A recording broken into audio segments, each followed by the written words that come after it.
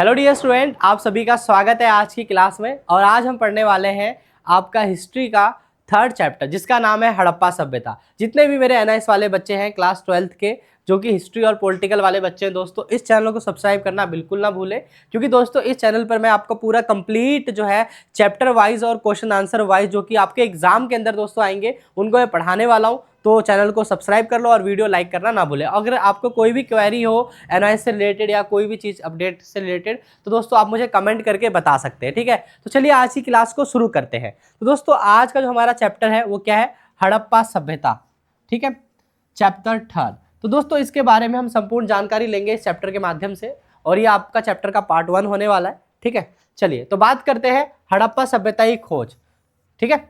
तो दोस्तों हड़प्पा सभ्यता की खोज कब से मानी गई? ठीक है, तो हड़प्पा सभ्यता की खोज 1920 से 1922 ईस्वी में मानी गई, जो कि दो व्यक्तियों ने करी थी, रखाल दास बनर्जी और दयाराम साहनी ने करी थी, ठीक है। और ये जॉन मार्शल के नेतृत्व में खुदाई करने के पश्चात पता चला कि ये हड़प्पा सभ्यता है और मोहनजोदड़ो है, ठीक है। आप चलते दोस्तों आगे, ठीक। अब जरा ध्यान दो, मैंने बोला कि खोज का समय क्या था? 1920 से 1922, ठीक है। प्रमुख स्थल दोस्तों हड़प्पा और मोहनजोदड़ो है, जिसके बारे में हम मेन कर पढ़ेंगे, ठीक है। जो हड़प्पा था वो दोस्तों हमारा रावी नदी के किनारे था। कहाँ था? जो कि सिंधु नदी के जो तंत्र हैं, रावी नदी, झेलम, सतलुज, जो यहाँ पर हमने पढ़ा था पहले। तो हड़प्पा सभ्यता कहाँ थी? रावी नदी के किनारे। मोस्ट इंपोर्टेंट क्वेश्चन मिलता है 1 मार्क्स में, ठीक है, तो समझेंगे आगे। मोहनजोदड़ो सिंधु नदी के किनारे स्थित था, ठीक है। हड़प्पा सभ्यता कहाँ स्थित था? रावी नदी के। और मोहनजोदड़ो कहाँ था? सिंधु नदी के किनारे स्थित था, ठीक है। अब खुदाई करने वाले दो व्यक्ति मैंने बताया आपको, है ना, दयाराम साहनी, इसका पूरा नाम है दयाराम साहनी, ठीक है, लिख लेना। और ये इसने क्या करा? हड़प्पा की खोज करी, ठीक है, दयाराम साहनी ने। और ये आपका रखाल दास बनर्जी ने मोहनजोदड़ो की खोज करी, ठीक है। और काल निर्धारित किया गया इसका कब से? 2600 ईसा पूर्व से 1900 ईसा पूर्व, ठीक है ना, इसका काल निर्धारण किया गया, ठीक है। अब आगे, विश्व की प्राचीनतम सभ्यताओं में से एक मिस्र और मेसोपोटामिया की समकालीन है, मैंने आपको पहले भी बताया था, ठीक है। तो ये क्या है दोस्तों? बहुत बेसिक इंफॉर्मेशन थी आपकी हड़प्पा सभ्यता के बारे में। आप चलते हैं आगे। अब दोस्तों आगे जाने से पहले ये मैप क्यों है यहाँ पे दे रखा है, तो इसको जरा समझेंगे दोस्तों। ये देखो आपका, ये आपका उत्तर पश्चिम भारत है, ठीक है ना, ये आपका इधर पाकिस्तान है, ठीक है। अब देखिए यहाँ पे कुछ स्थान है, तो देखो दोस्तों ये जो आप देख रहे हो ना यहाँ पे, ये मोहनजोदड़ो है। क्या है ये? हाँ, ये है आपका मोहनजोदड़ो, ठीक है। और यहीं से कुछ ऊपर पे यहाँ पर क्या है? आपका हड़प्पा है, ठीक है, यहीं पर हड़प्पा है। बाकी भारत के अंदर कौन कौन से हैं? जैसे कालीबंगर, बनावली है, ठीक है, गुजरात के अंदर भी है, धोलावीरा, नागेश्वर, ये सारे हैं, ठीक है। तो इसको हम डिटेल में पढ़ेंगे आगे, ठीक है, वीडियो में लास्ट तक बने रहे। तो चलिए दोस्तों, हड़प्पा पाकिस्तान में पहुंच गया, आप पहले था, ठीक है, आ जाओ। वो तो पाकिस्तान में था ना, मोहनजोदड़ो और हड़प्पा पाकिस्तान में स्थित है, ठीक। चलिए अब स्टार्ट करते हैं आगे। तो देखिए दोस्तों, सिंधु घाटी सभ्यता से हड़प्पा सभ्यता, मतलब इसे सिंधु घाटी सभ्यता, हड़प्पा सभ्यता को सिंधु घाटी सभ्यता भी कहा गया। क्यों कहा गया इसको हम समझते हैं। देखो, शुरू में मिले स्थल सिंधु नदी और उसके सहायक नदियों के पास थे, इसलिए नाम सिंधु घाटी सभ्यता पड़ा, ठीक है। और पहला स्थल हड़प्पा होने के कारण वर्तमान में इसे क्या कहा गया? हड़प्पा स्थल कहा गया, ठीक है ना।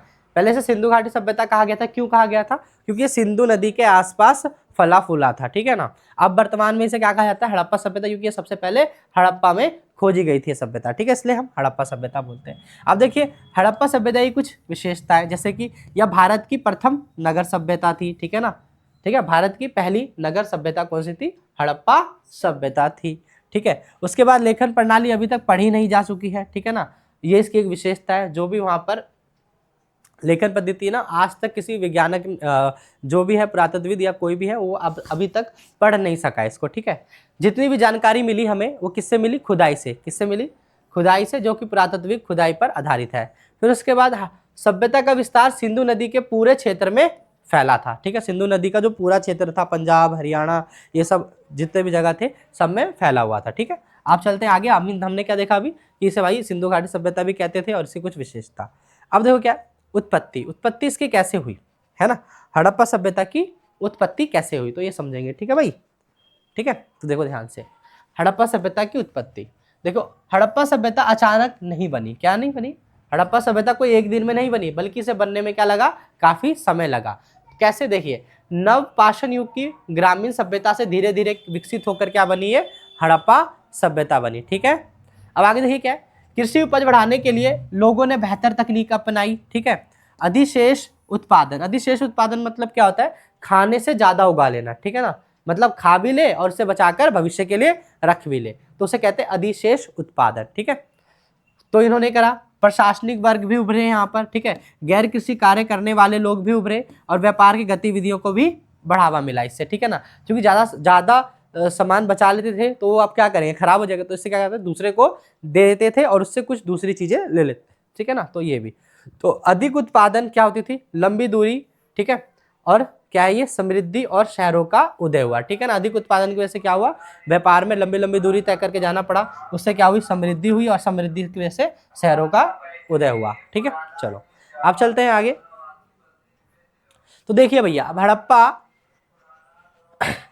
हड़प्पा के समकालीन ताम्रपाषाण, ताम्रपाषाण मतलब क्या, तांबा और पत्थर के मिक्सचर के धातु इस समय यूज किया जाता था, इसलिए इसे ताम्रपाषाण युग बोलते हैं। ठीक है, अब जरा ध्यान समझे, समय क्या था इसका, 2000 ईसा पूर्व से 700 ईसा पूर्व। इस समय पे क्या, पत्थरों के साथ धातु तांबे को लगाकर औजार वगैरह बनाए जाते थे। देखो ध्यान से, क्षेत्र क्या था, पश्चिम और मध्य भारत। ठीक है, विशेषता क्या है इनकी, ग्रामीण प्राकृति की सभ्यता थी, पत्थर व तांबे के औजार बनाते थे। हड़प्पा जितनी विकसित और समृद्ध नहीं थी, और इन्हें कहते हैं गैर हड़प्पा ताम्रपाषाण सभ्यता। ठीक है ना, हड़प्पा से पहले वाला टाइम। ठीक है, हड़प्पा से पहले वाला। अब दोस्तों ये तो था आपका क्या, इंट्रोडक्शन इस चैप्टर का।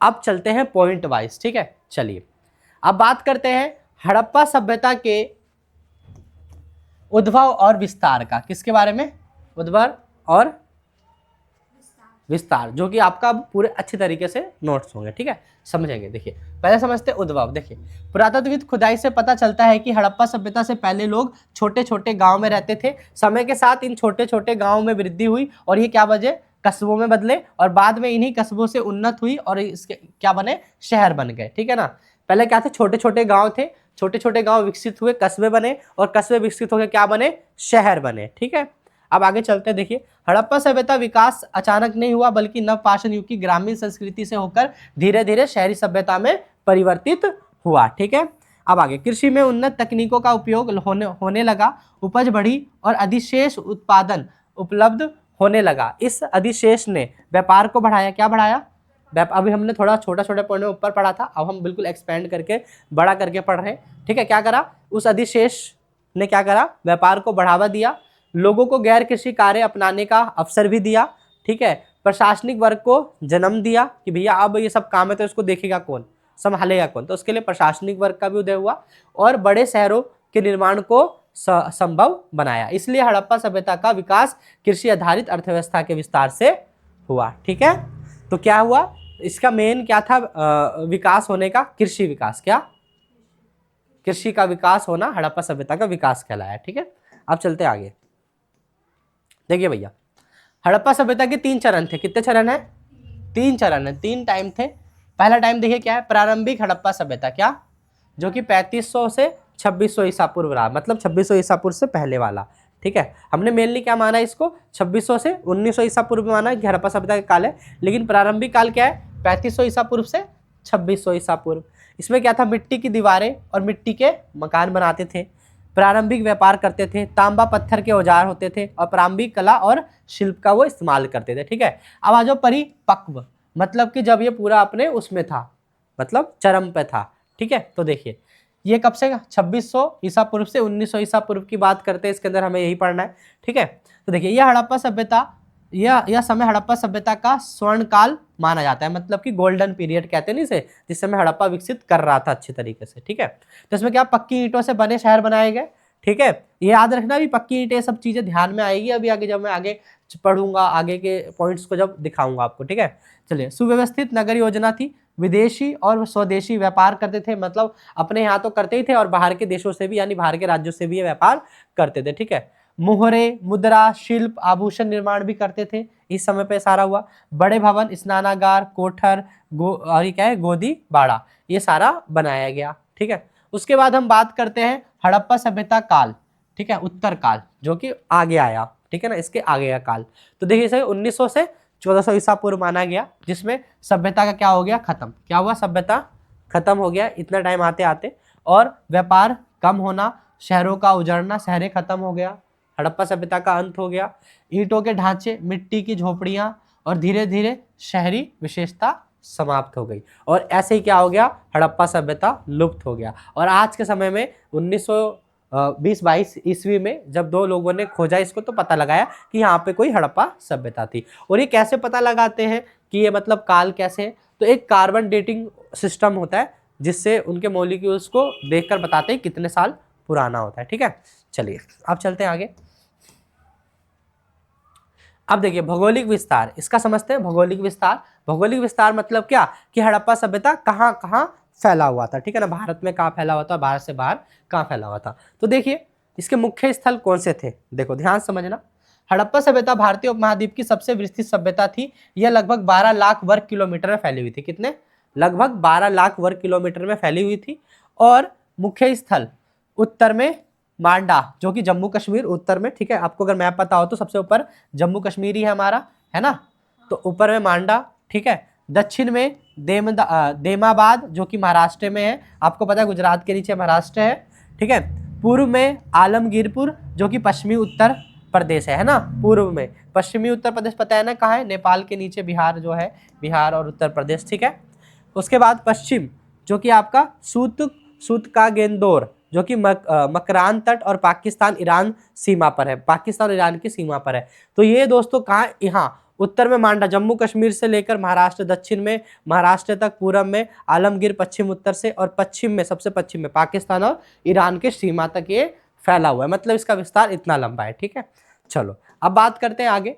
तो आगे अन्य प्रमुख स्थल देखते हैं भैया। देखो अफगानिस्तान में भी है, जो कि है आपका ये शोर्तुगाई, क्या है, याद रखना। पाकिस्तान, अगर मैप में आ गया कि पाकिस्तान में कोई हड़प्पा स्थल बताइए तो कौन सा है, शोर्तुगाई, ठीक है। हाँ, शोर्तुलाई है, ठीक है। फिर है क्या है, पश्चिमी पंजाब, जो कि पाकिस्तान में हो गया है अब, और ये हड़प्पा यहाँ पर है, ठीक है ना। हड़प्पा कहाँ है, पश्चिमी पाकिस्तान, पंजाब था, जो कि अब पाकिस्तान में चला गया, ठीक है। सिंध पाकिस्तान, ठीक है, क्योंकि देखो पाकिस्तान तो बाद में बना ना, पहले तो हिंदुस्तान था सारा, तो भारतीय सभ्यता बोला जाता है, फिर पाकिस्तान का बंटवारा हुआ। तो आज जब बंटवारा हुआ तो ये जो स्थल थे ना, ये कहाँ चले गए, ये कहाँ पे चले गए, पाकिस्तान में चले गए, ठीक है। फिर पाकिस्तान में क्या है, मोहनजोदड़ो और चनहुदड़ो भी पाकिस्तान में ही है। राजस्थान में कालीबंगन आपका भारतीय है, गुजरात भारत में, हरियाणा भारत में। तो राजस्थान में कौन सा है, कालीबंगन इंपॉर्टेंट। गुजरात में कौन सा है, लोथल धोरावीरा, ठीक है। हरियाणा में कौन सा है, बनावली राखीगढ़ी, याद रखना है, ठीक है। अफगानिस्तान में क्या है, शोर्तुलाई, ठीक है। उसका पश्चिम पंजाब यानी पाकिस्तान में हड़प्पा खोजी गई। सिंध यानी पाकिस्तान में मोहनजोदड़ो और हाँ चनहुदड़ो, ठीक है। राजस्थान में कालीबंगन, गुजरात में लोथल धोरावीरा, ठीक है। हरियाणा में बनावली और राखीगढ़ी, ठीक है ना, याद रहेगा। राजस्थान में कालीबंगन, ठीक है, गुजरात में लोथल धोरावीरा, और हरियाणा में बनावली और राखीगढ़ी, ठीक है, याद रखना। अब चलते आगे। देखो आबादी के क्षेत्र, आबादी वाले कौन से क्षेत्र, सबसे ज्यादा आबादी कहाँ बसती थी, ठीक है। देखो तो मोहनजोदड़ो, कालीबंगन, हड़प्पा क्षेत्र के मुख्य आबादी वाला केंद्र था। कौन सा, मोहनजोदड़ो और कालीबंगन, ठीक है। मोहनजोदड़ो कहाँ है, पाकिस्तान में। कालीबंगन कहाँ है, गुजरात में, राजस्थान में, कहाँ पर है, राजस्थान में, ठीक है। कालीबंगन देखो घगर, हाकर, सरस्वती से संबंध नदी के किनारे स्थित है। कहाँ पर नदी है, ये कौन से, कालीबंगन कहाँ पे, घगर और हाकर, यानी कि सरस्वती से संबंध नदी के किनारे स्थित है, ठीक है। उसके बाद आ जाओ, क्योंकि ये इंपॉर्टेंट था इसलिए, क्योंकि घनी आबादी वाले क्षेत्र कौन से, मोहनजोदड़ो के, कालीबंगन, ठीक है, कालीबंगन और मोहनजोदड़ो, ठीक है।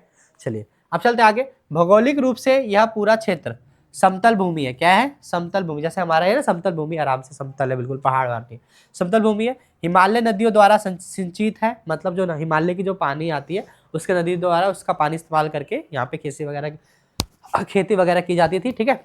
फिर उसके बाद आपका मानसूनी वर्षा पर ये लोग निर्भर रहते थे, इसलिए कृषि और पशुपालन यहाँ फलते फूलते थे, ठीक है। चलिए बहुत बढ़िया, ठीक है। अब चलते हैं आगे।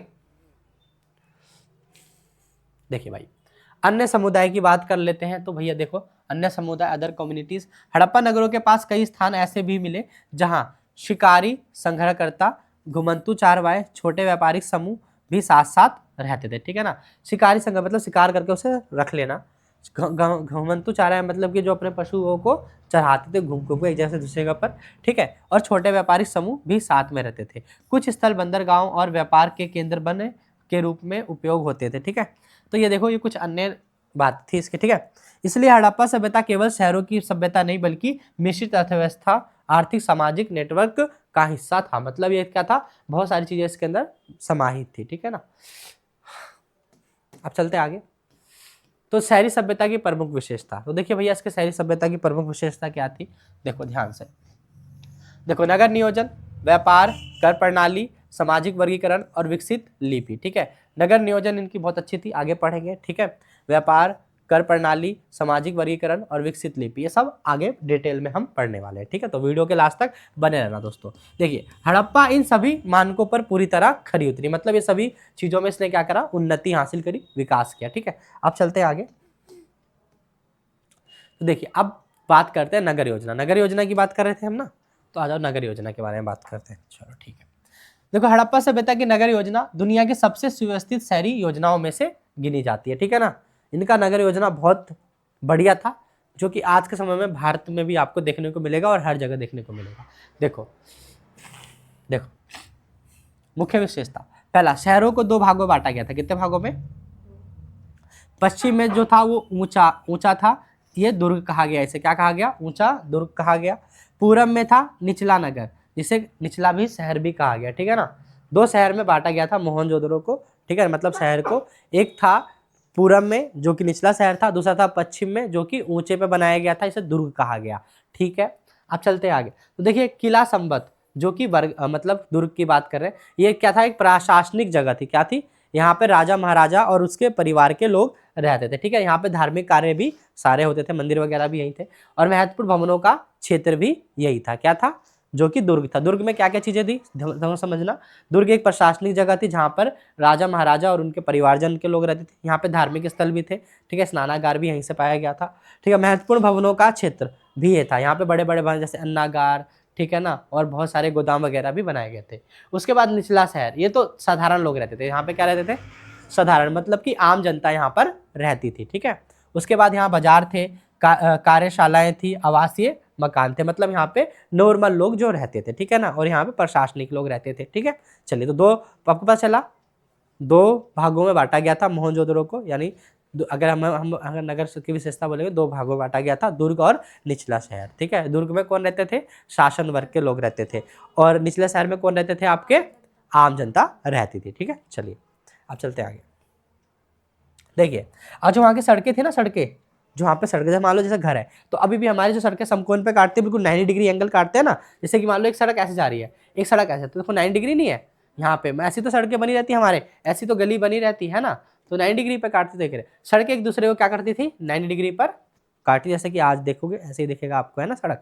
उसके बाद इससे शहर आयताकार और चौकोर खंडों में बांटा या बट जाता है, ठीक है ना। आयताकार, और ये जो है आयताकार, मतलब कि इस तरीके का है जो बट जाता है, और जो है ये आपका आयतकार और चौकोर खंडों में बट जाता है इस तरीके से, ठीक है।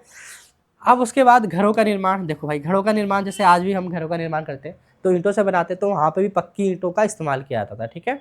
देखो, बड़े घर होते थे, कई कमरे होते थे उसमें, निजी उनके पास कुआं भी होता था, आंगन भी होता था, और एक स्नानागार भी। अब देखो, अब हमारा तो घर बहुत छोटा छोटा होता है, लेकिन पहले के समय तो बहुत सारी जमीन थी, लोगों के पास आबादी भी नहीं थी, तो लोग कैसे बनाते थे? एक बड़ा घर होता था उनका, घर के चारों ओर क्या होता था? कमरे होते थे। क्या होते थे? कमरे, ठीक है। उनके पास एक कुआं भी होता जहाँ से वो पानी निकालते थे अपने पीने होने के लिए, ठीक है। और आंगन होता है जहाँ पे वो लोग कई सारे, जैसे खाना बनाना, कताई करना, बहुत सारे काम होते हैं वो सारे, और एक स्नानागार मतलब कि बाथरूम भी होता था। तो ये सारी चीज़ें वहाँ पर आपको देखने को मिलती है। तो ये क्या था? घर की बात हो गई। फिर छोटे घर भी मिले जिसमें एक कमरे वाले, जैसे गरीब वर्ग के लिए, जैसे हम लोग है ना, अमीर लोगों के पास होता है ना भाई इतने सारे घर बड़े बड़े, ठीक है। तो एक छोटे घर भी मिले जो कि सिर्फ एक कमरे के थे, ठीक है ना। इसमें कौन रहते थे? गरीब वर्ग के लिए होता था ये। उसके बाद दरवाजे सीधे मुख्य सड़क पर ना होकर संकीर्ण गलियों में खुलते थे। कहाँ? सड़क में नहीं खुलते थे बल्कि गलियों में खुलते थे, ठीक है। जैसे कि देखो, ये गली के बाहर खुल रहा है नहीं ना, अंदर की तरफ खुलता है ना, हम अंदर की तरफ खोलते हैं, बाहर की तरफ नहीं खोलते। ठीक है, चलिए अब चलते हैं आगे। देखिए जल निकास प्रणाली, इंपॉर्टेंट क्वेश्चन है, पता है। जल निकास प्रणाली, नगर नियोजन, हड़प्पा सभ्यता का विकास, हड़प्पा सभ्यता की खोज कौन से स्थल है, इंपॉर्टेंट है सारी चीज़ें, तो बहुत ध्यान समझना है, इसलिए पढ़ा रहा हूँ भाई तुमको। नहीं तो मेरा बच्चा जो तो क्वेश्चन आंसर ही पढ़ा दो, लेकिन नहीं, डिटेल में नोट्स पढ़ा रहा हूँ ताकि आप कुछ भी ना छोड़ो। ठीक है, बहुत इंपॉर्टेंट चीज़ है। देखो जल निकास प्रणाली, ड्रेनेज सिस्टम, हड़प्पा की सबसे उन्नत विशेषता क्या थी, वहाँ की जल निकास प्रणाली क्या थी, सबसे विकसित जो चीज़ थी वो क्या थी वहाँ पे, जल निकास प्रणाली, मतलब ड्रेनेज सिस्टम की। जैसे हम नहा रहे हैं, हम नहा रहे हैं, बर्तन धो रहे हैं, तो उसका पानी कैसे नालियों में जो जाता है ना, उसकी सिस्टम, पानी की व्यवस्था कैसे की गई थी, बहुत सुव्यवस्थित तरीके से की गई थी, जो लोगों का ध्यान अपनी ओर खींचता था, मतलब हमारा ध्यान अपनी ओर खींचता है। ठीक है, ऐसे बोल सकते हो। देखो हर गली की नाली मुख्य नाली से जुड़ी होती थी, हर गली की नाली एक बाहर जाके बड़ी नाली से मिलती है और वो नाला बड़े नाले से जाके मिलता है, तो ऐसे उस समय भी किया गया था। नालियों ईंटों से बनी और ऊपर से ढकी होती थी, है ना। अभी भी हमारे यहाँ पे भी नाली पे सिलिया की पट्टी डालते हैं ना, डली होती है ना, और ढक्कन डला होता है, जब सफाई करनी होती है तो उसे समय के अनुसार खोला जाता है। बहुत सिंपल है, अगर आपसे पूछा जाए ना तो बस ये 2-4 पॉइंट याद रखो और इसके अंदर बना बना कर लिख डालो। ठीक है, अब चलते हैं आगे। सफाई हेतु मेन होल भी होता था सफाई करने के लिए, जहाँ से कूड़ा कचरा नाले का निकाला जा सके। ठीक है ना। अब आगे क्या है, यह दर्शाता है कि लोग को स्वच्छता और स्वास्थ्य का ज्ञान था। ठीक है ना, तो ये चीज जल निकास प्रणाली भी इंपॉर्टेंट है। ठीक है, वैसे आप एनआईएस वाले बच्चे हो, नहीं तो एनसीईआरटी और सीबीएसई वाले बच्चों में कई बार ये क्वेश्चन आया हुआ है। ठीक है, और आपके पेपर में भी आता है।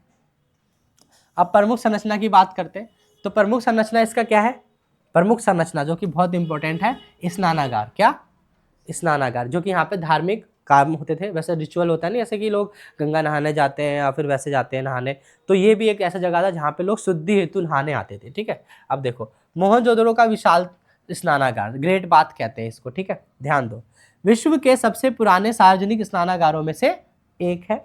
ठीक है, ईंटों और प्राकृतिक बिटुमेन से जल रोधी बनाया गया। ध्यान रखना, ये बिटुमेन, ये चीज याद रखना, ईंट मतलब आपसे पूछा जाएगा कि मोहनजोदड़ो में जो स्नानागार पाया गया, ठीक है ना, वो कौन से चीज़ों से बना हुआ था, तो ईंटें और बिटुमेन से जलरोधी बनाया गया कि पानी बाहर ना जाए। ठीक है, उसके बाद चारों ओर छोटे छोटे कमरे बनाए गए जो कि कपड़े बदलने के लिए थे। इसके चारों ओर जो थे ना छोटे छोटे कमरे बनाए गए जहां पर लोग क्या करते थे, नहाकर कपड़े वगैरह बदल सके। ठीक है, उसके बाद धार्मिक अनुष्ठान में उपयोग का अनुमान, जैसे कि मैंने आपको पहले बता दिया, रिचुअल के लिए, शुद्धि के लिए करते थे। ठीक है, तो ये क्या है, आपकी ग्रेट बात है। ठीक है, इंपॉर्टेंट, ध्यान रखना है। अब चलते हैं आगे। तो देखिए यहाँ पर आपका धान्य कोठार मतलब कि ग्रेनीज मतलब क्या, जहाँ पे अनाज रखने का एक जगह होता है। ठीक है ना, उसे कहते हैं। देखो मोहनजोदड़ो और हड़प्पा दोनों में मिला। कहाँ मिला, जो वैसे अन्नागार नहीं होता जहाँ पे अनाज रखा जाता है, गोदाम, उसे कहा जाता है। ठीक है ना, देखिए ये मोहनजोदड़ो और हड़प्पा दोनों में मिला। ठीक है, अनाज भंडारण के लिए बड़े बड़े कमरों जैसे कि ढांचे थे, कमरों के ढांचे। ठीक है, और गेहूं जो कि के अवशेष मिले जो कि कृषि प्रधानता का प्रमाण है। ठीक है ना, तो उनके गोदामों में क्या मिला, गेहूं वगैरह ही मिला, इससे पता चलता है कि ये लोग कृषि वगैरह करते थे। ठीक है, चलिए अब चलते हैं आगे। तो देखिए लोथल का गोदीबाड़ा, गोदीबाड़ा मतलब क्या, डोक यार्ड, जहाँ पे पानी वगैरह होते थे। ठीक है, पानी वगैरह का जो होता है ना वो। ठीक है, देखो ध्यान से, भारत के सबसे पुराने बंदरगाहों में से एक, ठीक है ये, जो कि आपका लोथल में। लोथल कहाँ है, गुजरात में। कहाँ पे, गुजरात में। गुजरात में कहाँ पर, राजस्थान में क्या है, कालीबंगन। ठीक है, भूल जाते हो।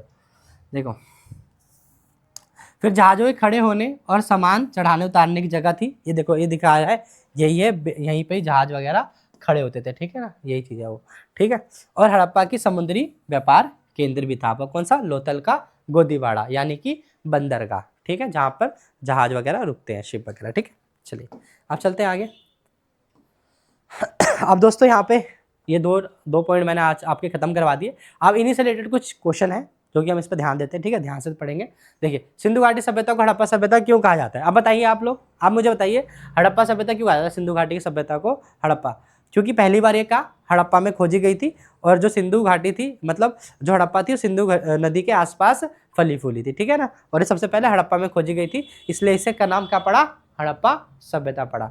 ठीक है, फिर आगे हड़प्पा सभ्यता के विभिन्न चरण कौन कौन से थे, तो देखो प्रारंभिक चरण, परिपक्व चरण, और आपका उत्तर उत्तर हड़प्पा काल, ठीक है। ये तीनों चरण हमने पढ़ लिए थे, ठीक है। उसके बाद हरियाणा और गुजरात के दो दो प्रमुख स्थल, तो हरियाणा में राखीगढ़ी और बनावली, याद कर लो। हरियाणा में कौन से, आपकी किताब में से है दोस्तों, जो आपको एनआईएस की किताब जो प्रोवाइड होती है ना, सारी चीजें। और आपको पता है कि जब एग्जामिनर जब किताब बनाता है तो किताब में से ही बनाता है सारा, ठीक है ना, कहीं कुछ बाहर से नहीं। ऊपर से मैं आपको चैप्टर ही पढ़ा रहा हूँ, क्वेश्चन आंसर भी पढ़ा रहा हूँ, सारी चीजें आपको बता रहा हूँ बिल्कुल बढ़िया तरीके से। तो दोस्तों चैनल सब्सक्राइब करना बिल्कुल ना भूलें और वीडियो को पूरी देखना, ठीक है, पूरी देखा करो सारी वीडियो, आपको बहुत नॉलेज मिलेगी, आपके एग्जाम के लिए बहुत हेल्पफुल रहेगा, ठीक है। चलो अब आगे के क्वेश्चन पे चलते हैं। तो आपने देखा कि हरियाणा राखीगढ़ी और बनावली, हरियाणा में राखीगढ़ी और बनावली है, वो गुजरात में लोथल और धोलावीरा है ना, गुजरात में लोथल, अभी जो लोथल का बंदरगाह हमने अभी पढ़ा था, ठीक है, जो कि एक व्यापारिक केंद्र था, समुद्री व्यापार। उसके बाद मोहनजोदड़ो की खोज किसने करी, आर.डी. बनर्जी, कौन सा, रखालदास बनर्जी, क्या पूरा नाम याद रखो। मोहनजोदड़ो की खोज किसने करी, रखालदास बनर्जी ने करी, ठीक है। आगे, हड़प्पा किस नदी के किनारे स्थित था, रावी नदी के। मोहनजोदड़ो, मोहनजोदड़ो बिल्कुल सही। चलो, किस नगरीय सभ्यता की प्रमुख मतलब किसी नगरीय किसी भी, मतलब इसने ऐसे पूछ लिया, किसी भी नगरीय सभ्यता की प्रमुख विशेषता बताइए। मतलब आपसे ये जरूरी नहीं है कि आपसे ये पूछे कि हड़प्पा की नगरीय विशेषता बताइए, अगर क्वेश्चन ऐसे पूछ ले आपसे घुमाकर, किसी नगरीय सभ्यता की मुख्य विशेषता बताइए, मतलब कोई भी जो नगर होगा उस सभ्यता की कोई विशेषता बताइए। तो विशेषता में क्या होगा भैया, नगर योजना होती है, वहाँ पर व्यापार होता है, कर प्रणाली होती है, लिपि होती है, सार्वजनिक भवन होते हैं, पक्की ईंटें और जल निकास व्यवस्था, ये सारी कोई भी नगर बनाने के लिए होगा ना भैया। अगर मान लो आप अपना खुद का एम्पायर खड़ा कर रहे हो, खुद का मतलब एक शहर बना रहे हो, तो वहाँ पे चीज़ तो चाहिए ना, क्या चाहिए, नगर योजना बनाओगी भैया, घर कैसे वैसे बनेंगे, ठीक है ना, व्यापार कैसे होगा, लोग क्या खरीदेंगे एक दूसरे से, किस तरीके से लोग अपना जीवन चलाएंगे, है ना, कर प्रणाली, कितना टैक्स लगाना चाहिए ताकि कुछ जगहों का निर्माण कराने के लिए, जैसे कि होता है ना गाँव में भी होता है ना, बनाते हैं नई मंदिर बन रहा है तो सबसे पैसा वगैरह लेते हैं, कुछ भी बन रहा हो कोई भी चीज़ तो उसके लिए, है ना। तो लिपि वगैरह, सार्वजनिक भवन, पक्की ईंटें, जल निकास व्यवस्था, ये सारा चीज़ किसी भी नगर को बनाने में किया जाता है, किया जाता है कि नहीं किया जाता है। चलो अब चलते हैं आगे।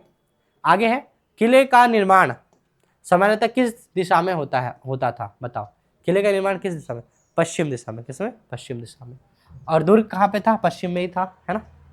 उसके बाद घरों को बनाने के लिए किस प्रकार की ईंटों का उपयोग होता था, बताओ, भट्टे में पकी मानकीकृत ईंटें, ठीक है। ईंटों का जो था ना, आपको बताता हूँ, साइज बताता हूँ, इसमें नहीं पता होगा, देखो ध्यान से, ईंटों का साइज समझो, क्या था, 4:2:1 में, क्या, जैसे लंबाई चौड़ाई ऊंचाई होती है ना, लंबाई चौड़ाई ऊंचाई, तो ये 4, ये 2 और ये 1, ठीक है। लंबाई में कितनी 4 होती थी और चौड़ाई में कितनी 2 और ऊंचाई में 1, पूरा ज्योमेट्री तरीके से बनाया गया था, ठीक है ना। तो इसलिए कहा था मानकीकृत ईंट, ठीक है ना। आपसे पूछ सकता है कि हड़प्पा सभ्यता में जो ईंटें यूज की जाती थी वो किस रेशियो में थी, तो 4:2:1 में, ठीक है, याद रखना। उसके बाद विशाल स्नानागार कहाँ मिला, मोहनजोदड़ो में। लोथल में पाए गए प्रमुख ढांचे का नाम क्या था, गोदी बाड़ा, ठीक है ना, गोदी बाड़ा, ठीक है ना। दोस्तों इसी के साथ आपका ये वीडियो पार्ट 1 खत्म होता है। और दोस्तों अगर आपको ये क्लासेस अच्छी लग रही है, कुछ समझ में आता है, तो दोस्तों चैनल को सब्सक्राइब करें और अपने दोस्तों तक शेयर करें, और सारी वीडियो देखने के लिए चैनल को सब्सक्राइब कर लें। मिलते हैं नेक्स्ट वीडियो में।